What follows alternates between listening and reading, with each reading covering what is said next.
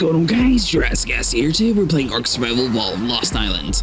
We're going to be looking for the artifact of the Skylord. So at 58 to 57, there's going to be this big old pond right next to the green obelisk, and if you just fly directly down from the waterfall, you'll see a couple vines here, and the cave entrance is actually going to be hidden over behind the waterfall itself.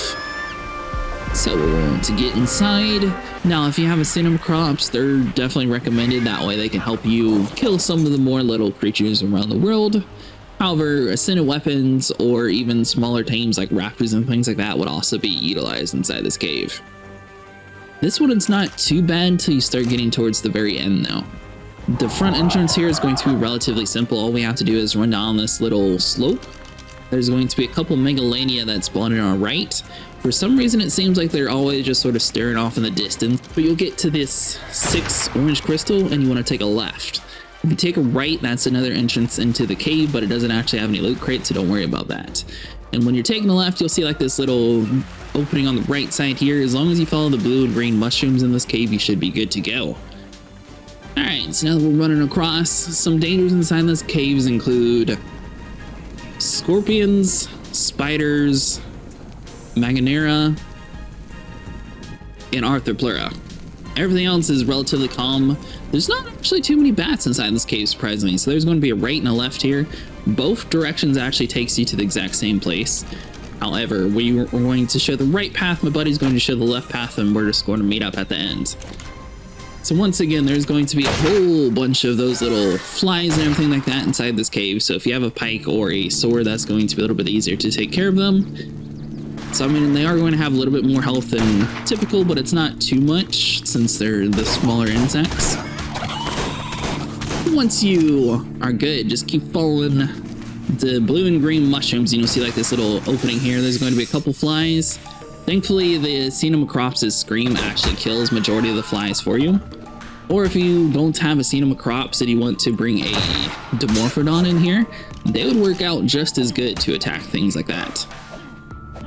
So just keep on going forward, you should be good to go. Now be careful, obviously armor can break from a whole bunch of the crazier higher level things.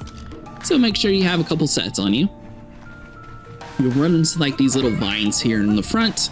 We're going to need to kill them to advance on, so let's go and do this. Now from here on out, we actually take mostly lefts instead of rights inside the cave. This one's set up a little bit different. So this is going to be the main little water entrance area. From the back side, you'll see it's sort of closed off. But if you turn around, you should notice a little entrance over here on the right side. So there'll be a couple more scorpions, spiders, things like that around here.